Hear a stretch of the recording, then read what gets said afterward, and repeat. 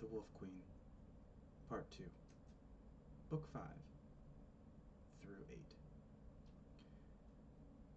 From the pen of Anzalagus, 2nd century sage and student of Montekai, 3rd era, year 119. For 21 years, the Emperor, Antiochus Septim, ruled Tamriel, and proved an able leader despite his moral laxity. His greatest victory was in the War of the Isle in the year 110, when the Imperial fleet and the royal navies of Somerset Isle, together with the magical powers of the Sigic Order, succeeded in destroying the Piandonian invading armada. His siblings, King Magnus of Lilmuth, King Sepphoris of Ghislaine, and Potima, the Wolf Queen of Solitude, ruled well, and relations between the Empire and the kingdoms of Tamriel were much improved. Still, centuries of neglect had not repaired all the scars that existed between the Empire and the kings of High Rock and Skyrim. During a rare visitation from his sister and nephew Uriel, Antiochus, who had suffered from several illnesses over his reign, lapsed into a coma. For months, he lingered in between life and death while the Elder Council prepared for the ascension of his 15-year-old daughter, Kintira, to the throne. 3rd age, year 120. Mother, I can't marry Kintira, said Uriel, more amused by the suggestion than offended. She's my first cousin, and besides, I believe she's engaged to one of the lords of the council, Medellus. You're so squeamish. There's a time and a place for propriety, said Potima. But you're correct at any rate about Medellus, and we shouldn't offend the Elder Council at this critical juncture. How do you feel about Princess Rachma? You spent a good deal of time in her company in Faerun. She's all right, said Uriel. Don't tell me you want to hear all the dirty details. Please, spare me your study of her anatomy, Potima grimaced. But would you marry her? I suppose so. Very good. I'll make the arrangements then. Potima made a note for herself before continuing. King Yermo had been a difficult ally to keep, and a political marriage should keep Faerun on our side, should we need them. When is the funeral? What funeral? Asked Uriel. You mean for Uncle Antiochus? Of course, sighed Potima. Anyone else of note die recently? There were a bunch of little Redguard children running through the halls, so I guess Sepphoris has arrived. Magnus arrived at court yesterday, so it ought to be any day now. It's time to address the council then, said Potima, smiling. She dressed in black, not her usual colorful ensembles. It was important to look the part of the grieving sister. Regarding herself in the mirror, she felt that she looked all of her 53 years. A shock of silver wound its way through her auburn hair. The long, cold, dry winters in northern Skyrim had created a map of wrinkles, thin as a spiderweb all across her face. Still, she knew that when she smiled she could win hearts, and when she frowned, she could inspire fear. It was enough for her purposes. Potima's speech to the Elder Council is perhaps helpful to students of public speaking. She began with flattery and self-abasement.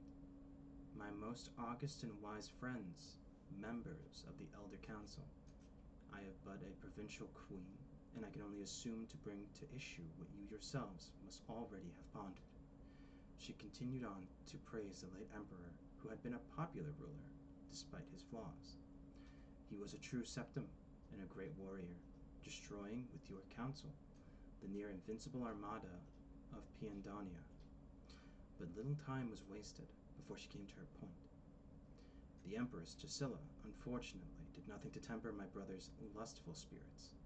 In point of fact, no whore in the slums of the city spread out on more beds than she.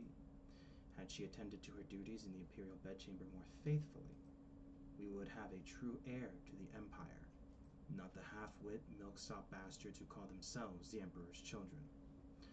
The girl called Kintira is popularly believed to be the daughter of Gisela and the captain of the guard. It may be that she is the daughter of Gisela and the boy who cleans the cistern. We can never know for certain, not as certainly as we can know the lineage of my son Uriel, the eldest true son of the Septim dynasty. My lords, the princes of the Empire will not stand for a bastard on the throne. That I can assure you. She ended mildly, but with a call to action. Posterity will judge you. You know what must be done. That evening, Padma entertained her brothers and their wives in the map room, her favorite of the imperial dining chambers. The walls were splashed with bright, if fading, representations of the Empire and all the known lands beyond. Atmore, Yakunda, Akavir, Piandonia, Thras. Overhead, the great glass domed ceiling, wet with rain, displayed distorted images of the stars overhead. Lightning flashed every other minute, casting strange, phantom shadows on the walls. "When will you speak to the council?" asked Pottima as dinner was served. "I don't know if I will," said Magnus. "I don't believe I have anything to say." "I'll speak to them when they announce the coronation of Kintira," said Sepphoris, "merely as a formality to show my support, and the support of Hammerfell." "You can speak for all of Hammerfell?" asked Pottima, with a teasing smile. "The Red Guards must love you very much." "We have a unique relationship with the Empire in Hammerfell," said Sepphoris' wife, Bianchi. "Since the Treaty of Strass-Mackay, it's been understood that we are part of the Empire, but not a subject." "I understand you've already spoken to the council," said Magnus's wife, Helena, pointedly. She was a diplomat by nature, but as the Cyrodiilic ruler of an Aragonian kingdom, she knew how to recognize and confront adversity. "Yes, I have," said Pottima, pausing to savor a slice of braised Dialfbird. "I gave them a short speech about the coronation this afternoon." "Our sister is an excellent public speaker," said Sepphoris. "You are too kind," said Pottima, laughing. "I do many things better than speaking." "Such as?" asked Bianchi, smiling. "Might I ask what you said in your speech?" asked Magnus suspiciously. There was a knock on the chamber door. The head steward whispered something to Pottima, who smiled in response and rose from the table. "I told the council that I would give my full support to the coronation, provided they proceed with wisdom." "What could be sinister about that?" Pottima said, and took a glass of wine with her to the door. "If you'll pardon me, my niece Kintira wishes to have a word with me." Kintira stood in the hall with the Imperial Guard. She was but a child, but on reflection, Pottima realized that at her age, she was already married 2 years to Mantiarco. There was a similarity, to be certain. Pottima could see Kintira as the young queen, with dark eyes and pallid skin smooth and resolute like marble. Anger flashed momentarily in Kintira's eyes on seeing her aunt, but emotion left her, replaced with calm, imperial presence. "Queen Pottima," she said serenely, "I have been informed that my coronation will take place in 2 days' time. Your presence at the ceremony will not be welcome. I have already given orders to your servants to have your belongings packed, and an escort will be accompanying you back to your kingdom tonight. That is all. Goodbye, Aunt." Pottima began to reply, but Kintira and her guard turned and moved back down the corridor to the stateroom. The Wolf Queen watched them go, and then re-entered the map room. "Sister-in-law," said Pottima, addressing Bianchi with deep malevolence. "You ask what I do better than speaking? The answer is war."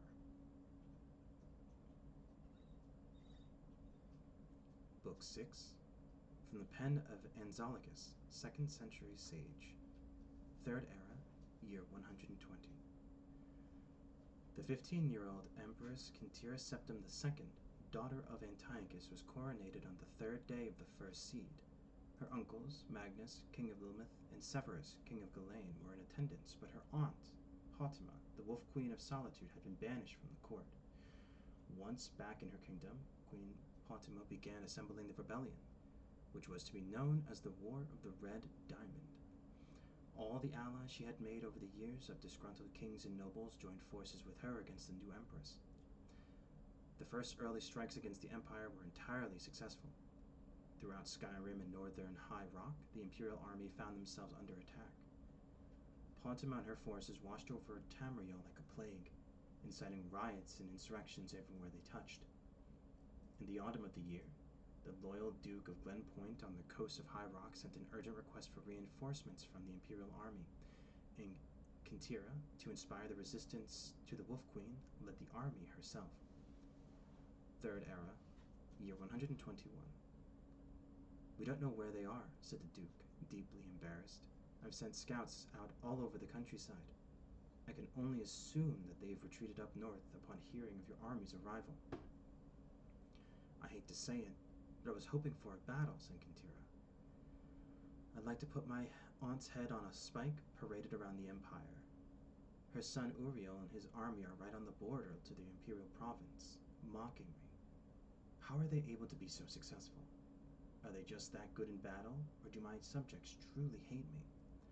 She was tired after many months of struggling through the mud of autumn and winter, crossing the Dragon Tail Mountains. Her army nearly marched into an ambush. A blizzard snap in the normally temperate barony of Duin was so unexpected and severe that it must certainly have been cast by one of Patima's wizard allies. Everywhere she turned, she felt her aunt's touch, and now, her chance of facing the Wolf Queen at last had been thwarted. It was almost too much to bear. It is fear, pure and simple, said the Duke. That is her greatest weapon. I need to ask, said Kintira, hoping that by sheer will she could keep her voice from revealing any of the fear the Duke spoke of. You've seen the army. Is it true that she has summoned a force of undead warriors to do her bidding? No. As a matter of fact, it's not true. But she certainly fosters that rumor. Her army attacks at night, partly for strategic reasons, and partly to advance fears like that. She has, so far as I know, no supernatural aid other than the standard battle mages and nightblades of any modern army. Always at night, said Kintira thoughtfully. I suppose that's to disguise their numbers. And to move her troops into position before we're aware of them, added the Duke. She's the master of the sneak attack. When you hear a march to the east, you can be certain she's already on top of you from the south. But listen, we'll discuss this all tomorrow morning. I've prepared the castle's best rooms for you and your men. Kintira sat in her tower suite, and by the light of the moon and a single tallow candle, she penned a letter to her husband-to-be, Lord Modulus, back in the Imperial City. She hoped to be married to him in the summer at the Blue Palace. Her grandmother Quintilla had loved so much, but the war may not permit it. As she wrote, she gazed out the window at the courtyard below and the haunted leafless trees of the winter. Two of her guards stood on the battlements, several feet away from one another, just like Modulus and Kintira, she thought, and proceeded to expound on the metaphor in her letter. A knock on the door interrupted her poetry. A letter, Your Majesty, from Lord Modulus, said the young courier, handing the note to her. It was short, and she read it quickly before the courier had a chance to retire. I'm confused by something. When did he write this? 1 week ago, said the courier. He said it was urgent that I make it here as quickly as possible while he mobilized the army. I imagine they've left the city already. Kintira dismissed the courier. Modulus said that he had received a letter from her, urgently calling for reinforcements at the battle of Glenpoint. But there was no battle at Glenpoint, and she had only just arrived today. Then who wrote the letter in her handwriting? And why would they want Modulus to bring a second army out of the Imperial City into High Rock? Feeling a chill from the night air at the window, Kintira went to shut the latch. The two guards on the battlements were gone. She leaned over at the sound of a muffled struggle behind one of the barren trees and did not hear the door open. When she turned, she saw Queen Patima and Menton, Duke of Glenpoint, in the room with a host of guards. You move quietly, Aunt, she said after a moment's pause. She turned to the Duke. What turned you against your loyalty to the Empire? Fear? And gold? Said the Duke simply. What happened to my army? Said Kintira, trying to look Patima suddenly in the face. Is the battle over so soon? All your men are dead, said mild Patima, but there was no battle here, merely quiet and efficient assassination. There will be battles ahead, against Modulus in the Dragontail Mountains and against the remnants of the Imperial Army in the city. I'll send you regular updates on the progress of the war. So I am to be kept here as your hostage? Asked Kintira flatly, suddenly aware of the solidity of the stones and the great height of her tower room. Damn you, look at me. I am your empress. Think of it this way. I'm taking you from being a fifth-rate ruler to a first-rate martyr, said Patima with a wink. But I understand if you don't want to thank me for that.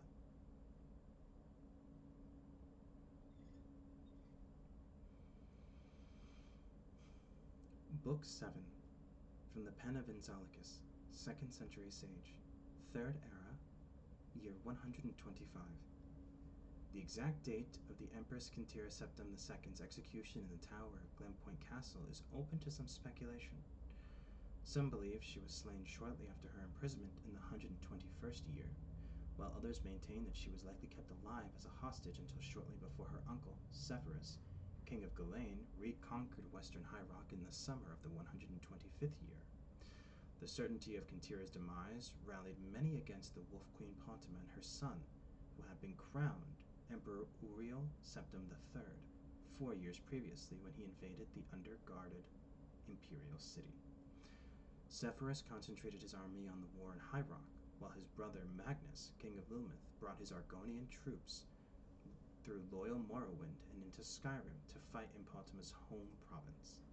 The Reptilian troops fought well in the summer months, but during the winter, they retired south to regroup and attack again when the weather was warm. At this stalemate, the war lasted out 2 more years.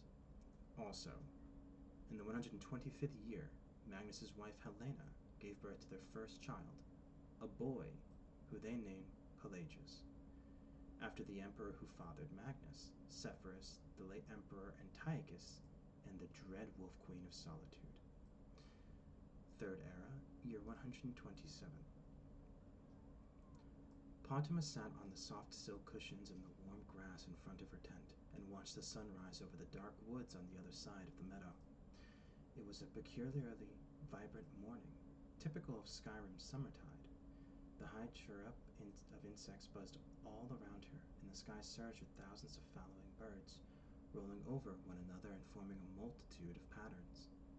Nature was unaware of the war coming to the Falcon Star, she surmised. "Your Highness, a message from the army in Hammerfell," said one of her maids, bringing in a courier. He was breathing hard, stained with sweat and mud, evidence of a long, fast ride over many, many miles.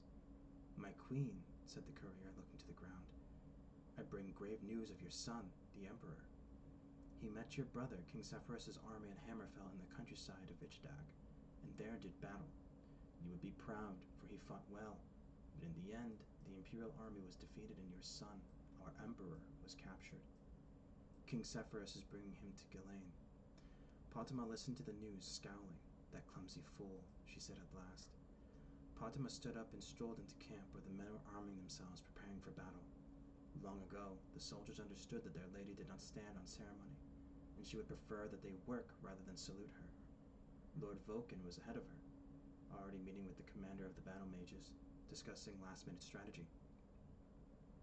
"My queen," said the courier, who had been following her, "what are you going to do?" "I'm going to win this battle with Magnus, despite his superior position holding the ruins of Cogmanthus Castle," said Pontima. "And then, when I know what Severus means to do with the Emperor, I'll respond accordingly. If there's a ransom to be paid, I'll pay it. If there's a prison exchange needed, so be it. Now, please, bathe yourself and rest, and try not to get in the way of the war." "It's not an ideal scenario," said Lord Vulcan, when Pontima had entered the commander's tent. "If we attack the castle from the west, we'll be running directly into the fire from their mages and archers. If we come from the east, we'll be going through swamps, and the Argonians do better in that type of environment than we do. A lot better." "What about the north and south? Just hills, correct?" "Very steep hills, your highness," said the commander. "We should post bowmen there, but we'll be too vulnerable putting out the majority of our force." "So it's the swamps," said Pontima, and added pragmatically, "unless we withdraw and wait for them to come out before fighting." "If we wait, Severus will have his army here from High Rock and we'll be trapped between the two of them," said Lord Vulcan. "Not a preferable situation." "I'll talk to the troops," said the commander. "Try to prepare them for the swamp attack." "No," said Pontima. "I'll speak to them." In full battle gear, the soldiers gathered in the center of camp. They were a motley collection of men and women, Cyrodiils, Nords, Bretons, and Dunmer, young bloods and old veterans, the sons and daughters of nobles, shopkeepers, serfs, priests, prostitutes, farmers, academics, adventurers, all of them under the banner of the Red Diamond, the symbol of the imperial family of Tamriel. "My children," Fatima said, her voice ringing out, hanging in the still morning mist. "We have fought in many battles together, over mountain tops and beachheads, through forests and deserts. I have seen great acts of valor from each one of you, which does my heart proud. I have also seen dirty fighting, backstabbing, cruel and wanton feats of savagery, which pleases me equally well, for you are all warriors." Warming to her theme, Fatima walked the line from soldier to soldier, looking each one in the eye. War is in your blood, in your brain, in your muscles, in everything you think, and everything you do. When this war is over, when the forces are vanquished that seek to deny the throne to the true Emperor Uriel Septim III, you may cease to be warriors. You may choose to return to your lives before the war, to your farms and your cities, and show off your scars and tell tales of the deeds you did this day to your wondering neighbors. But on this day, make no mistake, you are warriors. You are war. She could see her words were working. All around her, bloodshot eyes were focusing on the slaughter to come, arms tensing around weapons.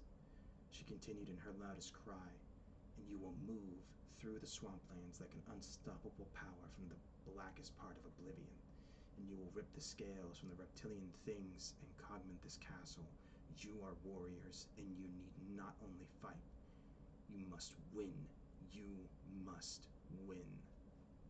The soldiers roared in response, shocking the birds from the trees all around the camp. From a vantage point on the hills to the south, Fatima and Lord Vulcan had excellent views of the battle as it raged. It looked like two swarms of two colors of insect moving back and forth over a clump of dirt, which was the castle ruins. Occasionally, a burst of flame or a cloud of acid from one of the mages would flicker over the battle, arresting their attention. But hour after hour, the fighting seemed like nothing but chaos. "A rider approaches," said Lord Vulcan, breaking the silence. The young Redguard woman was wearing the crest of Ghislaine, but carried a white flag. Fatima allowed her to approach. Like the courier from the morning, the rider was well travel-worn. "Your Highness," she said out of breath, "I have been sent from your brother, my Lord King Sepphoris, to bring you dire news. Your son Uriel was captured in Ichidag on the field of battle, and from there transported to Ghislaine. I know this," said Fatima scornfully. "I have couriers of my own. You can tell your master that after I've won this battle, I'll pay whatever ransom or exchange, Your Highness." An angry crowd met the caravan your son was in before it made it to Ghislaine. The rider said quickly, "Your son is dead. He had been burned to death within his carriage." "He is dead." Fatima turned from the young woman and looked down at the battle. Her soldiers were going to win. Magnus's army was in retreat. "One other item of news, Your Highness," said the rider. "King Sepphoris is being proclaimed Emperor." Fatima did not look at the woman. Her army was celebrating their victory.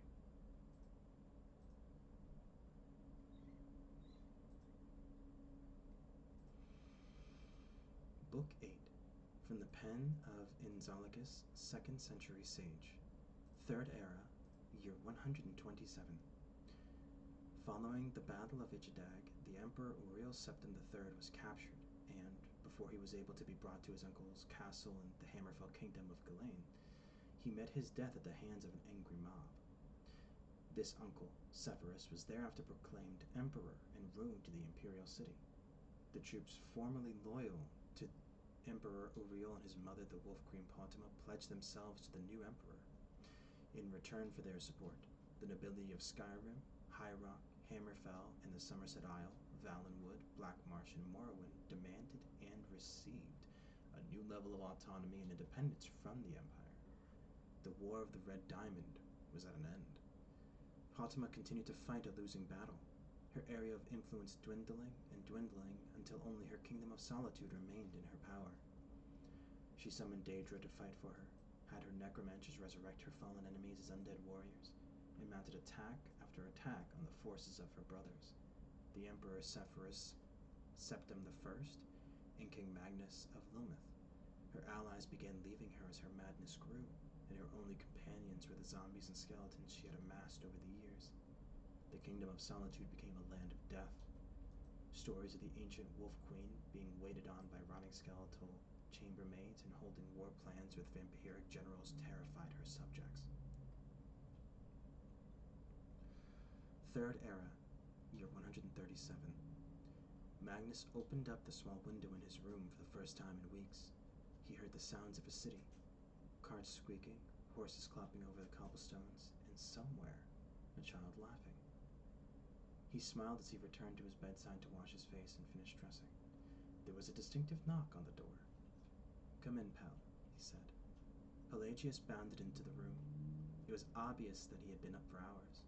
Magnus marveled at his energy and wondered how much longer battles would last if they were run by 12-year-old boys.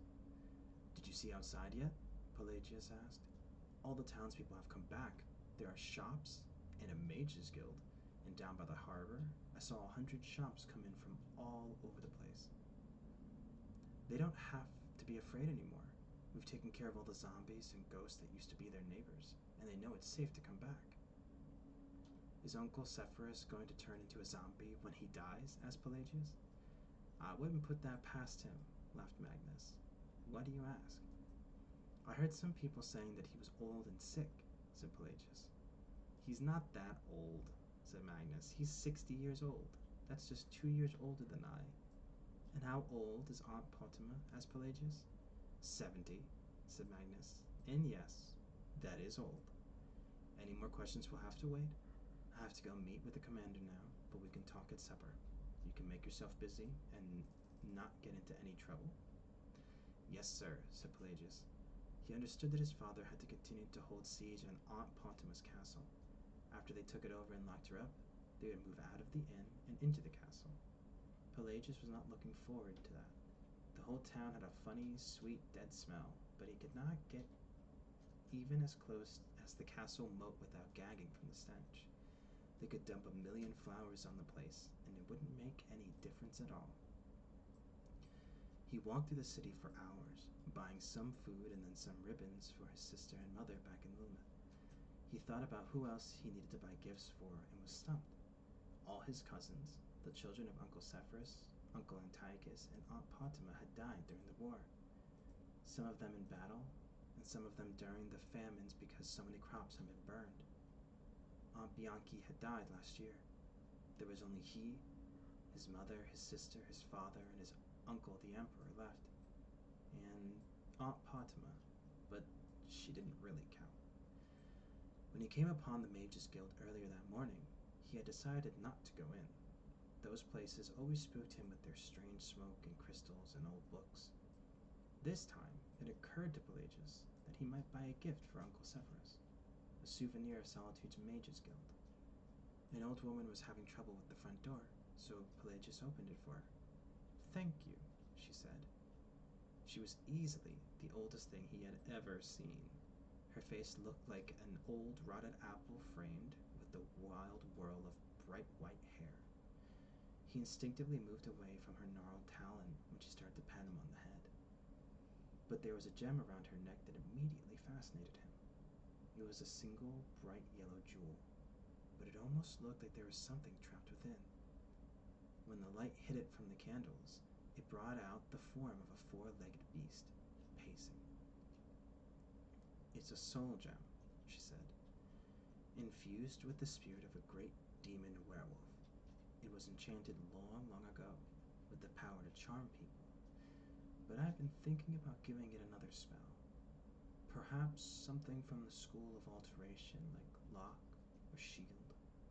She paused and looked at the boy carefully with yellowed, rheumy eyes. "You look familiar to me, boy. What's your name?" "Pelagius," he said. He normally would have said Prince Pelagius, but he was told not to draw attention to himself while in town. "I used to know someone named Pelagius," the old woman said, and slowly smiled. "Are you here alone, Pelagius?"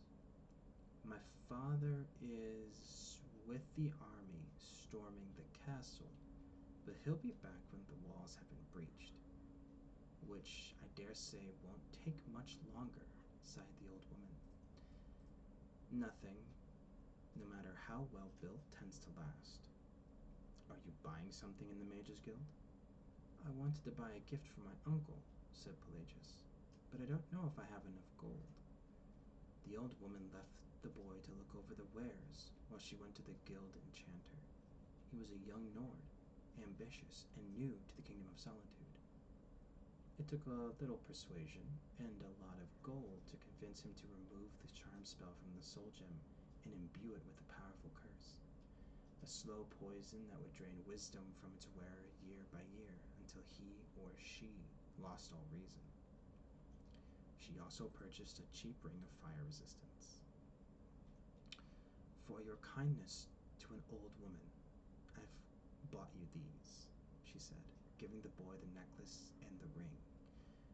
You can give the ring to your uncle and tell him it has been enchanted with a levitation spell, so if he ever needs to leap from high places, it will protect him. The soul gem is for you. Thank you, said the boy, but this is too kind of you. Kindness has nothing to do with it, she answered quite honestly. You see, I was in the Hall of Records at the Imperial Palace once or twice, and I read about you in the foretellings of the Elder Scrolls. You will be Emperor one day, my boy. The Emperor Pelagius Septim III, and with this soul gem to guide you, posterity will always remember you and your deeds. With those words, the old woman disappeared down an alley behind the Mages Guild. Pelagius looked after her, but he did not think to search behind a heap of stones. If he had, he would have found a tunnel under the city into the very heart of Castle Solitude. And if he has found his way there, he would have found past the shambling undead and the moldering remains of a once grand palace, the bedroom of the queen. In that bedroom, he would find the Wolf Queen of Solitude in repose, listening to the sounds of her castle collapsing, and he would see a toothless grin growing on her face as she breathed her last. From the pen of Enzalicus, 2nd century sage, 3rd era, year 137. Pottimus Septim died after a month-long siege on her castle.